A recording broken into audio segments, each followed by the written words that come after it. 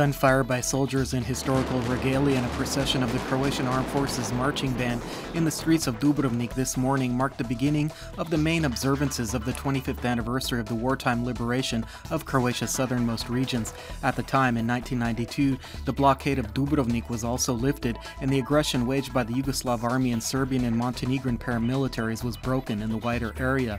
Today's ceremonies are also being attended by the highest state officials, including the President, Parliamentary Speaker, and Defense Minister. A meeting of the main committee of the Social Democratic Party, the largest opposition group in Parliament, is being held at the party's headquarters today. There have been media reports of considerable discontent among the party's rank and file over its new draft charter and bylaws, much of it apparently due to the additional authority given to party chairman Davor Bernardic. However, in his address to the committee at the beginning of the meeting, Bernardic largely talked about the current political situation in the country, criticizing the current government and calling on members to present a viable alternative. Along with much of the rest of Europe, Croatia is watching the situation in the Spanish region of Catalonia with great concern as the uncertainty there grows. Today, protesters gathered in the Catalonian capital of Barcelona to demonstrate their opposition to the Catalonian Independence Declaration.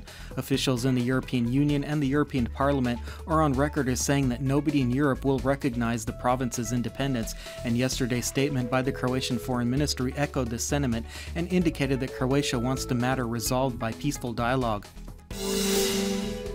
Back in Croatia, Croatia's best anglers gathered in the coastal town of Beograd for the Croatia Cup in recreational fishing, which covered all categories, from the shoreline, on boats, and underwater.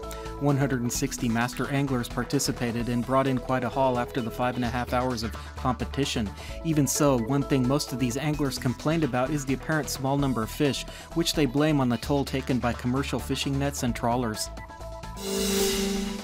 In sports, after playing to a draw in Ljubljana a few days ago, last night the Croatian national handball team defeated the Slovenian team in a return friendly match played in the Croatia's capital. The final score was a close 21-20 that had spectators on the edge of their seats until the last seconds. Otherwise, the match was only friendly by official designation, as it was characterized by quite a few fouls and 2 red cards. And finally, the weather forecast for the rest of the day. According to Croatia's National Weather Bureau, skies will be overcast in most of the interior, and clouds will bring a little occasional rainfall. Skies will be mostly sunny on the coast, with more clouds in the north that will also bring some scattered rainfall.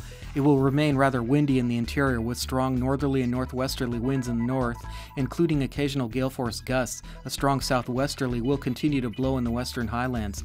Moderate to strong southwesterly winds will blow on the coast, with Scirocco winds in the south, while strong bore winds will blow in the north in the evening and overnight, and gale-force gusts can be expected. The sea surface will be moderately wavy, with higher waves at places in the north. Today's high temperatures will range from 15 to 20 degrees Celsius in most of the country. Conditions will be dry in the interior at the beginning of next week, but with cool and sometimes foggy mornings. Some places can also expect morning frost, initially at the higher elevations, but then elsewhere as the week progresses. The days will be at least partly sunny, with temperatures around the average for this time of year. Sunshine will prevail on the coast. Tomorrow it will be windy with strong bore winds with intermittent gale-force gusts blowing. These winds will subside on Tuesday. Mornings will be colder than in the preceding days, while daytime temperatures will stay at around the average.